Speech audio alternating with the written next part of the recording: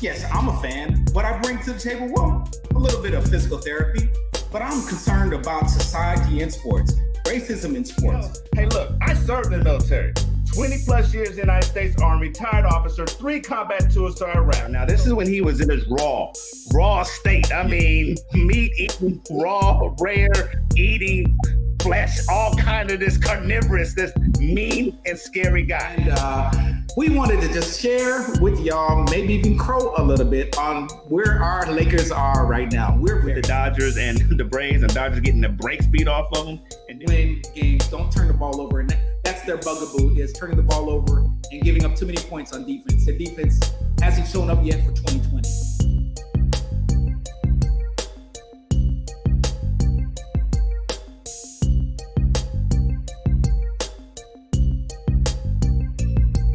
This episode of Take It to the House is brought to you by Mesa Trophies and Plaques. Now, take it to the house. I'm Dr. Vic Herman III, and I'm taking it to the house. And I'm Dr. Timothy Hoover, and I welcome you to Taking It to the House.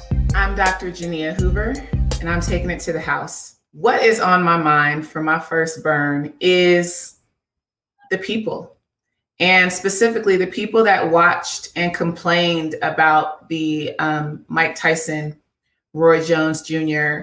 fight that was this Saturday. There were a lot of people that watched it. It set some records with the pay-per-view streams. I think there were over 1 million. But what surprised me, and it shouldn't have, was all of the commentary and complaints about the fact that there wasn't a knockout, there wasn't a real winner, and the like. Now, I remember seeing the rules when they were publicized. They said this is more for entertainment purposes. There isn't going to be a real winner. Everyone gets a trophy. Everyone gets a belt. But still, on the land of social media, there were so many people complaining. And I just wanted to tell them, read. They told you exactly what the rules were. I'm a teacher, so I'm also very sensitive to that. I'm the one where the kid asks a question that I've just answered. I tell them to look at their instructions. So people, look at your instructions, okay? They told us exactly what it was. We enjoyed it. Snoop, if you didn't like the fight itself, Snoop Doggy Dogg gave us enough to be excited about. And that's my burn for today. Victor, what do you have for us? Leadership 101. The Detroit Lions finally made the best decision all season. They fired Matt Patricia. Not because of his poor record. That's obvious. But I like to believe because he's a poor leader. And it's interesting, we started looking at Matt Patricia, Bill O'Brien, both fired this year. One other thing they had in common, they both come from the Bill Belichick tree of life. The challenge is that we have to understand as a society, as a sports industry, there's certain types of leadership styles that just need to die. The authoritative, berating, demeaning, mistreating, that's done. That Bobby Knight era type of coaching and leadership, that has no place. We're still dealing with grown men. We're dealing with college kids. In the case of Wichita State's Greg Marshall. So when are we going to get to a point where we start hiring the right coaches that are also the right people, right type of people? We need someone who's going to inspire your team, who's going to be an example, not trying to duplicate what they think was ideal leadership underneath Bill Belichick, or I need to yell at people and I have to be most because I'm the most knowledgeable one, and this superiority complex. That has no place. If we're about training and coaching, teaching, and bringing out the best of people, do that. It does not require some level of beratement and mistreatment. So I think that's a great fire, as opposed to saying we have a great hire. It's a great fire. You had a great leader in Jim Caldwell, not only because he's a great locker room guy and a person that can inspire his team, but he also had a great winning record. So as the offseason comes upon us within the next 4 weeks for some of these teams, and it's already started from some other teams already, being 0-8 or 0-11 like the Jets, it's time to really consider when we start going back into the hiring pool, what type of person, what type of character do you want leading your team and leading your men? Because at the end of the day, players will play if they like you, and they showed that. That's what I have. I got a slow burn, and I just want to share with you. We're talking about the NFL. We're talking about the NFL hiring practice, but I want to talk about the NFL as fans. I'm a fan. And we talked 2 months ago about, in the end, what kind of product were they going to put out there? So to Mr. Goodell, Roger, you, Mr. Goodell, I applaud you for putting the product out there. I applaud you for trying. Adam Silver did it, the NBA, the Major League Baseball, they were able to do it. And right now, you're trying. You're really trying. But as a fan, I got to admit to you and say to you that you're losing me because the product is poor. And as a consumer of the NFL, I don't like what I'm seeing. I don't like what I'm seeing. I'm sorry. And so I hope Adam Silver, the NBA, when you get ready to start up your season, that you pay close attention to your protocols. My co-host here, Victor Herbin, was talking about maybe you build in a couple of weeks of break. Two times for 2 weeks for COVID-related issues. You didn't listen to him, and now look at you. And so I think, Adam Silver, you may want to look at building some breaks in there to be able to complete the season because COVID is going to hit you. If you're using the NFL and the NCAA as a model, know that COVID is coming and it's coming soon. So Jania, I just want to say, I think I know the NFL is losing me. My question is to everybody else, what's going on? Are we happy? Yeah, we didn't have football. We didn't have baseball. We didn't have basketball there for a few months. And then they all came back.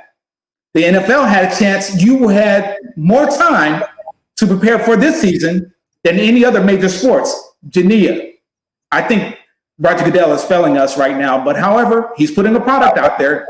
Just wanted to know what you thought. Great point. It's just unfortunate all around because as fans, we want to see football. We're in a situation where it's like something is better than nothing. Like I enjoy my routine of sitting on my couch and enjoying an adult beverage and planning my classes for the week while I'm watching football. I'll admit that I enjoyed watching my Falcons a lot more this week than I have in other weeks. But in the back of my mind, I know that we're not getting the product that we should be getting. The question remains, is something better than nothing? And it's unfortunate, but what we're seeing is that basically it is.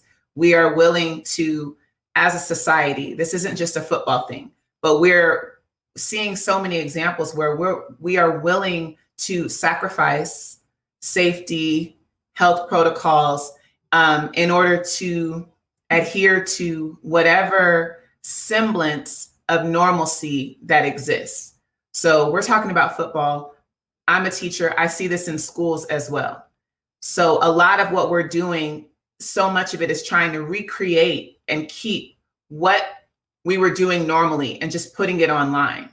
When it comes to leadership, when it comes to sports, when it comes to a system, when it comes to a program, you need to be flexible and respond to the situation at hand. We're in unprecedented times. No one expected anything about 2020 to be this way, but we need to take actions that are prioritizing public health. And when we see that, I think the Ravens had more cases today and they still played the game. The Ravens are without their quarterback. They still played this game. The Broncos had to get someone off the street to play quarterback on Sunday, and they still played the game. So what we're seeing is that there is a willingness to persevere, but often it is in pursuit of the mighty dollar. And it's just unfortunate that that's what is focused on at this time. We're talking about sports, but this is a similar situation that I see in schools as well. And we're doing the entire nation, really the entire world, a disservice when we pretend that what we're doing right now and what we're living through is normal at any sense. Now, there may be in the future, hopefully the not so distant future, that we'll get back to things the way that they were, and hopefully even be better than. In a lot of cases, we want them to be better than they were. But for right now, we need to have a seat. We need to take a break. We really need to look. They had an interview with Roger Goodell, and he talked about how they trust their protocols and they feel like they're being safe. But every other day, we see another team that has to shut down their facilities, another team that has to quarantine, an entire roster of players. So what does success look like? And how are we measuring that in a pandemic? I like what you said. We became victims to the process in the sense where something's better than nothing. I'm at a point now, I found something that's better than nothing. That nothing is football. One thing we learned over COVID and during the quarantine time in the beginning is how to operate without. We learned how to operate and become more closer with our families. We picked up new hobbies. But there's a good 6-month period almost before sports started again.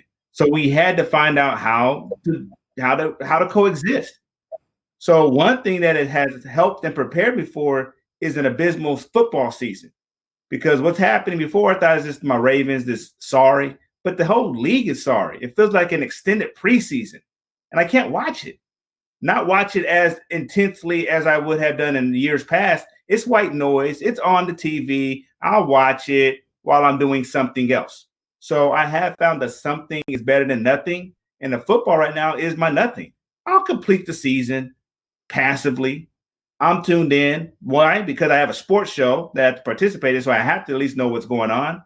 But the level of passion that I usually have for a season, I don't have it right now. As a fan, I feel robbed. I know what I wanted in March, April, May, June. But again, I fault the leadership in the sense where you had 6 months to prepare for this. I'm just a guy off the street. And I'll tell you, do a 4-week season, take 2 weeks off, 4 weeks again. That's just me, this off the cuff. You had 9 months to prepare for something. 9 months to develop a solid contingency plan that places the needs of the players first, that places the needs of the fans important as well as the dollar. I know you want to make money. Let's do that. But give me something worth watching. To watch the Steelers Ravens game and really say, wow, I really don't want to watch this game. That's embarrassing. That's one of the best rivalries in all of NFL. Yet you put it on a Wednesday while most of the country's still at work, those who have to go to the office. So again, there's ways that they could have packaged this. And the scary thing is that's only week 11. We're about to start week 12. And as these cases get more rampant, what does that do to the playoffs? Could you imagine a playoff game where you don't have starting quarterbacks? Could you imagine a playoff game where you don't have the quarterback, like the Ravens didn't have a quarterback? They didn't have their 2 starting running backs. They didn't have the defensive line. Yes, I'm going to take it from my Steelers, my Steeler fans that are going to haze me up. Got it. A loss is a loss scoreboard. They put them on the field. But are you really going to be satisfied about that for a playoff game? What happens when Patrick Mahomes or someone on the Chiefs in the AFC Championship game gets it and they say, well, we still got to play the game? So again, just be consistent, but don't be consistently horrible. And that's what it is. Yeah, so you're plowing through. It's not pretty. It's not finesse. It's not a fine product. And yet as a consumer, I'm caught up into it. So Adam Silver, the NBA, please pay attention to what's going on. I am a huge fan. And because the NFL is doing what they're doing, I will easily be absorbed into the NBA. With all of this that's going on, it is hard to know when one week ends and another begins, especially in terms of football. But we're actually finishing up week 12, or we just finished up week 12, and week 13 starts tomorrow. So Victor may have wanted to skip week 12 or replay week 12 because of his Ravens, but we actually did just finish that up. But looking at how all of these things are playing out, and it's kind of funny that I'm going to make this switch, but I'm going to do it because it's our show. So we've talked about everything that's wrong with the NFL, but we are here almost 13 weeks into the season. We're seeing playoff pictures in every single game. So I want to know, what are your rankings? Are there any teams that have overperformed? What about those that have underperformed? Victor, what do you think about where the teams are at this point in the season? I know some teams that don't need to be on that list anymore. Go ahead and scratch my team off of there. The way they're playing, they don't need to make it to the playoffs. Let's go ahead, bow out gracefully. Take this as a learning experience. Take this as a humbling experience of your 14-2 record last season meant something last season. No one cares. No one's scared of you. No one cares that you're a couple games away from making it to the AFC Championship and maybe the Super Bowl last year. No one cares that you're an MVP. No one cares that you're, on the cover of Madden. Guess what? Now play ball. And I hate to slam my boys like this, but I have to, because no one's scared. You used to be the bullies of the AFC North. Used to be the bullies of the AFC. It used to be the Steelers and the Ravens that walk down neighborhoods and people run. Now you have the Tennessee Titans come into your house, M&T Stadium, and they stood on the logo and said, yeah, what? And then bust you in your mouth. So definitely take the Ravens out of the power rankings. They're not in the top 5. They're not the top 10. I got to put them at the bottom. Not only by record, but even an eyeball test. It's definitely not the right team, definitely not the same team. So I cannot even depend upon them to even make it on my top 5 power rankings, particularly in the AFC. It's the Chiefs season, and the Chiefs ring to lose. They've been consistent despite COVID. They will give me a quality product on the field. I thank you, Andy Reid, for coaching your team up. I thank you, Andy Reid, for making sure there's some discipline within your locker room to make sure your boys are coming to play. They were in shape, and every week they're ready.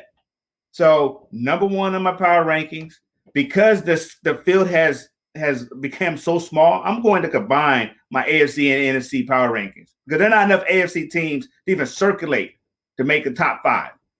Number 2, hey, Steelers. Until someone beats them, and I know everyone talks about the record, but let's throw out records. Let's throw out who's a good team, who's a bad team, because every team has a COVID team. So it doesn't even matter.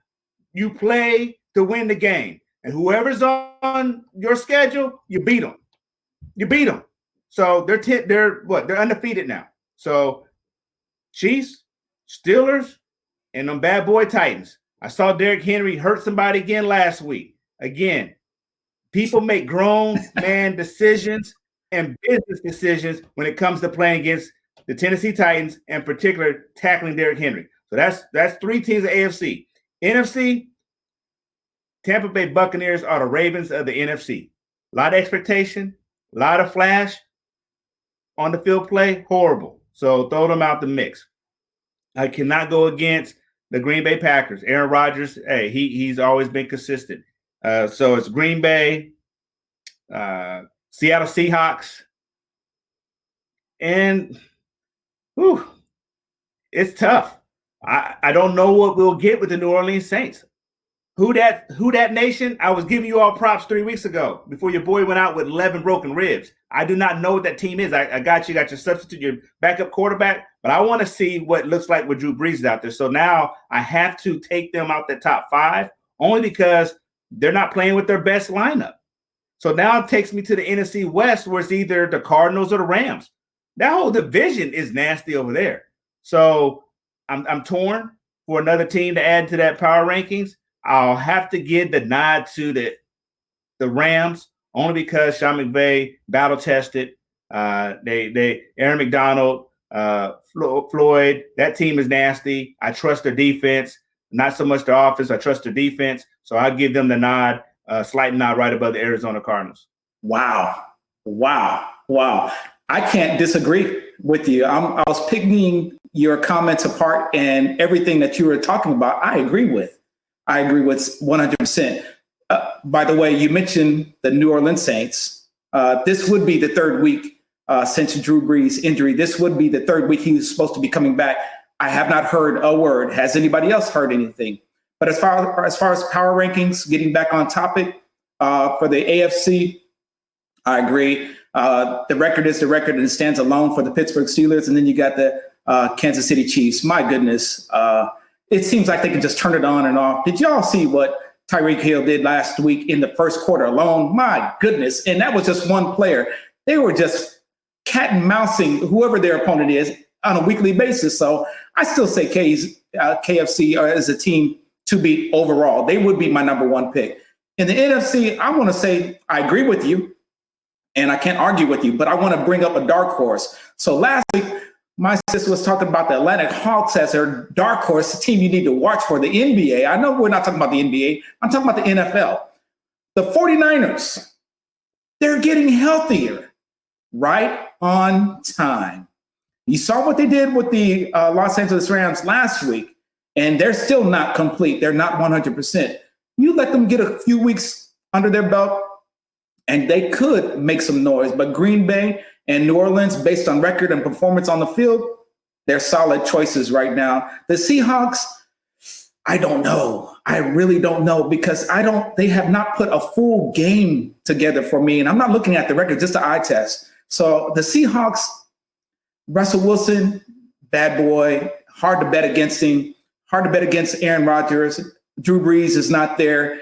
But I'm not going to go with I'm not going to choose one over the other right now. Neither one of them stand out. Nobody's dominant. And like you said, Tampa Bay, we can move on. Tampa Bay, you ain't showing me nothing. You fell off, okay? But I did have a question because we talked earlier about Belichick and Brady, the divorce. And we talked that Brady at the time was boss down there in Tampa Bay. What are your thoughts now? Because Belly's winning up there. He's winning with a ragtag team. I just wanted to know what you thought about that, Mr. Herman. I think it's like a couple that just broke up. Neither one of them say, I miss you. They both just struggling to move on. They found them a new mate. They're trying to make it work. They know it doesn't really work, but for the eyeball, I got to make sure the ex knows that I'm doing better when I know I'm really not. So early in the year, yes, Brady looked like he made the best choice. He's walking down the beach hand in hand with his new significant other, looking all pressed, only to find out it was a booger bear. Meanwhile, Belichick is all sad that he done lost his ex and he has this new thing, and he's like, man, can this thing work?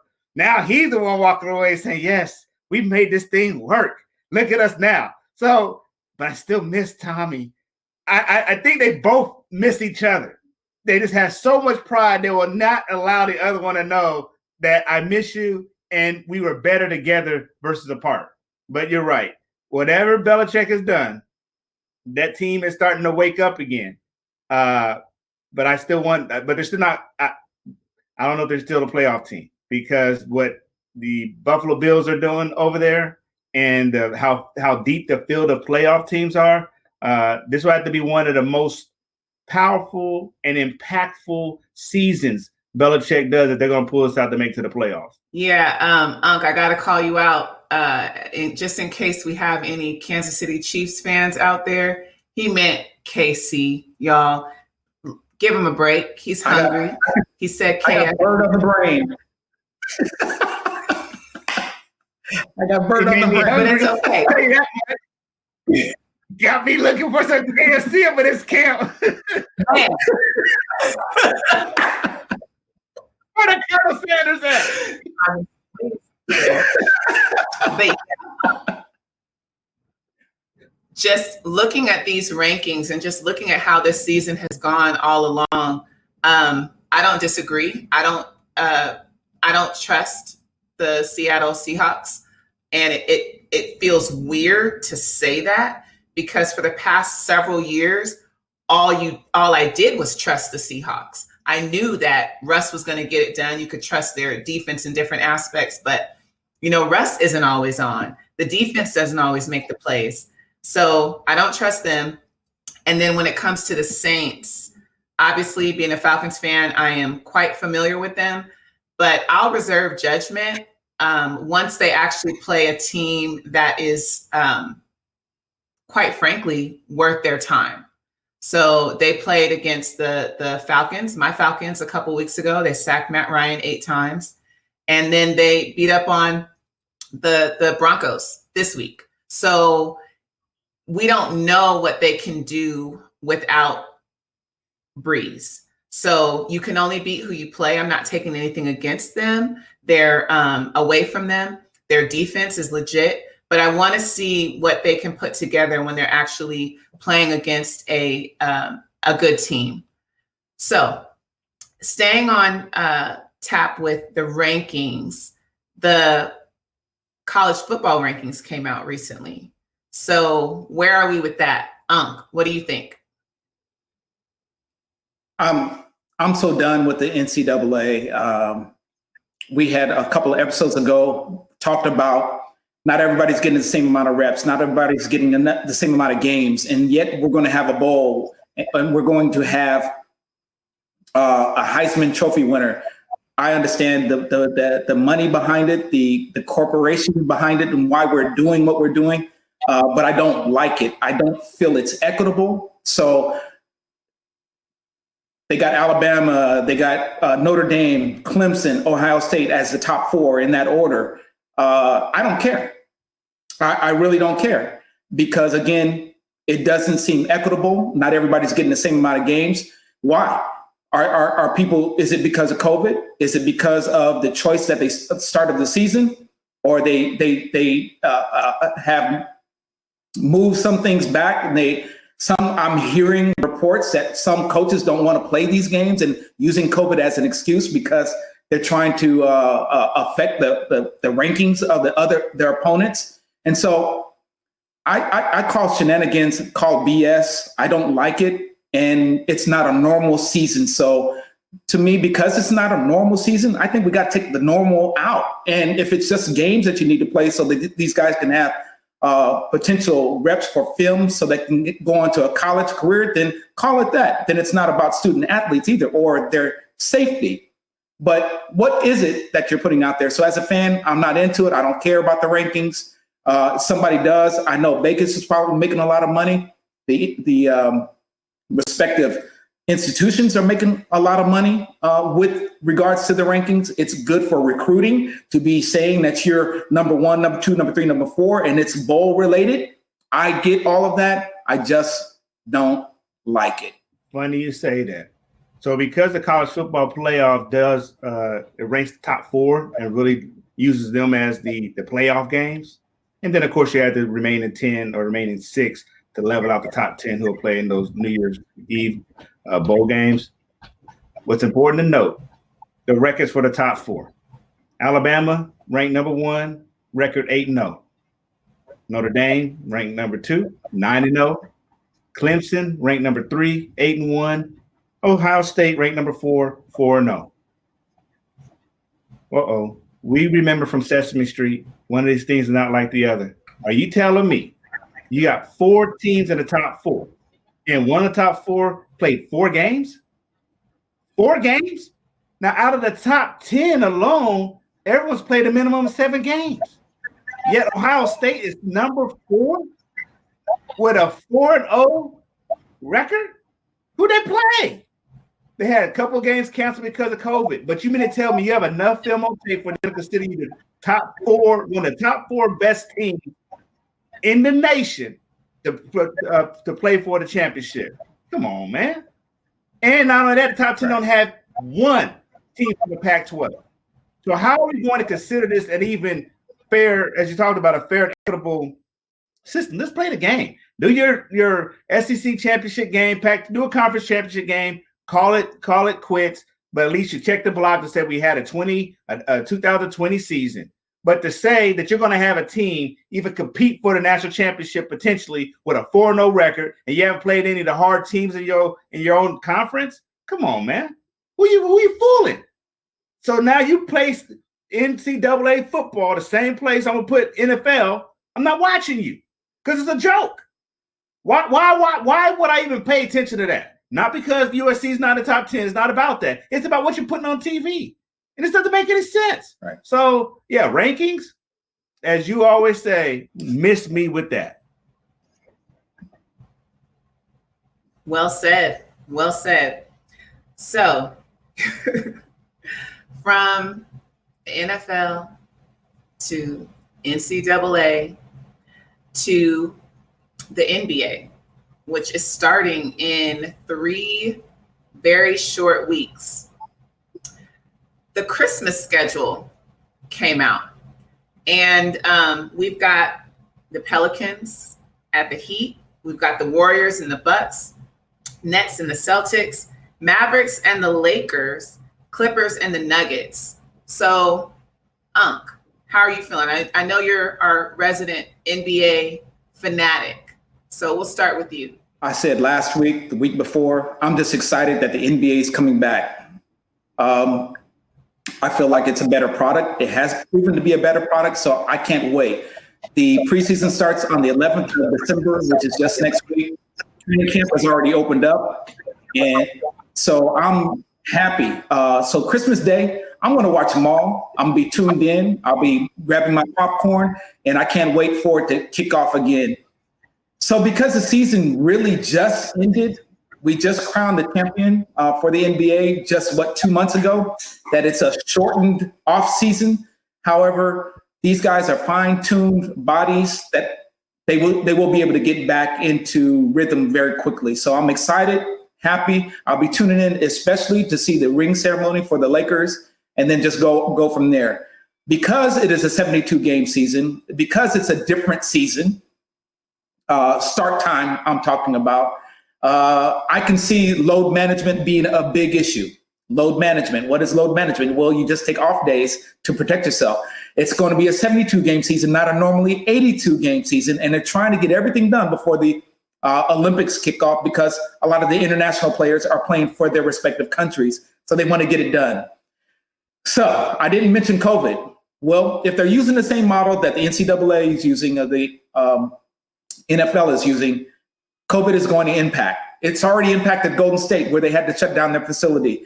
And Golden State hasn't played a game since March. Okay, so what's going on up there? Golden State, get it together. In the bubble, there was no COVID, no positive COVID in the bubble. So what do we know? The bubble works. Guess what? They're not going back to the bubble. So it's going to be impactful. It's going to affect what are the protocols? I don't know how they're going to adjust for COVID. I don't know if they're going to need 2 negative tests before they come back. But if it's anything like the NFL, you're going to have one unhappy camper over here, and it's going to affect you. So how are you going to manage it? That is the question. So Vic, I'm happy. I'm excited. I know on December 25th, you're going to be tuned in. What are your thoughts? What are your feelings about the NBA kicking off? I am excited. I am excited because I know that Adam Silver gave me a great product. I'm excited to see that if he can deliver again, because right now it's Adam we trust. Give me something that I can watch every week, 2 to 3 times a week, and be excited. It took me a couple weeks watching NFL before I said, okay, they're not going to have me as invested this year. Do not do that to me, NBA.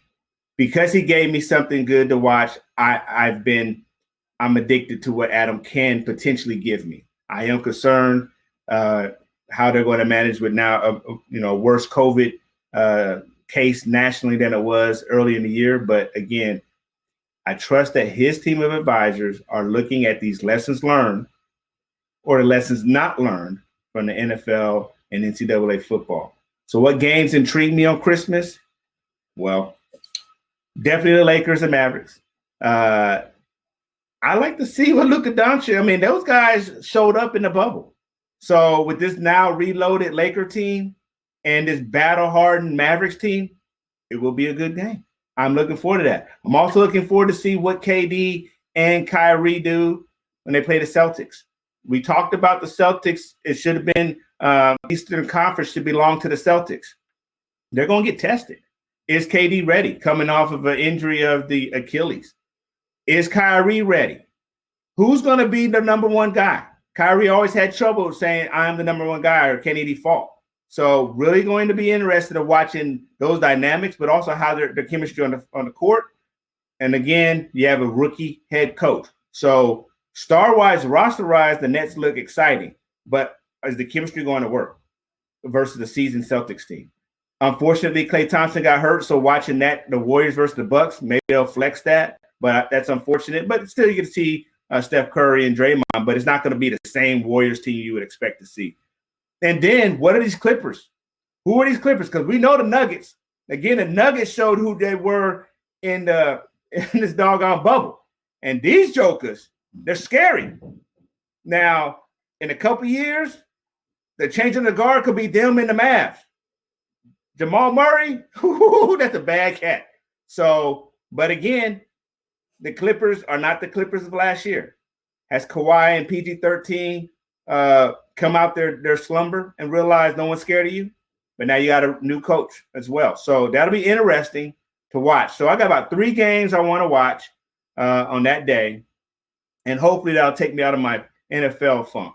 And I'm trusting because I really want to enjoy my sports during this pandemic. I really do. Otherwise, I'll pick up knitting and quilting and some other stuff that I've been looking at on YouTube and Google just to find something to do. Something better than nothing. And right now, those are some things that is better than the nothing called the NFL. All right. So it is time always flies when we're having fun. So I'm going to end with another note related to education. Something that I'm seeing more now than I ever have are all of these different connections. And the fact that you can't count on what you thought a day, a week, a year was going to be like. So my burn is really just a point of caution for all of the younger athletes out there. Any job that you want to do, almost any job that you want to do, you can do in support of athletics. So don't think that you are going to go to the professional, one of those professional leagues, and that you're going to be able to do that for the rest of your life. I would like for you to look at those other opportunities that you have. If there are other skills that you have, you can do that within the NBA. You can have a finance job with the NFL. You can have a communications job within the NBA. So just look at those different opportunities that you can have, because hopefully we're seeing now more than ever that nothing is promised. And the more that you can market yourself and make yourself available, you'll be able to be flexible and pivot no matter what 2020 or 2040 throws at you. That's my final thought. Wear your mask, socially distance, wash your hands. Thank you, healthcare workers. We love you. Couldn't do it without you.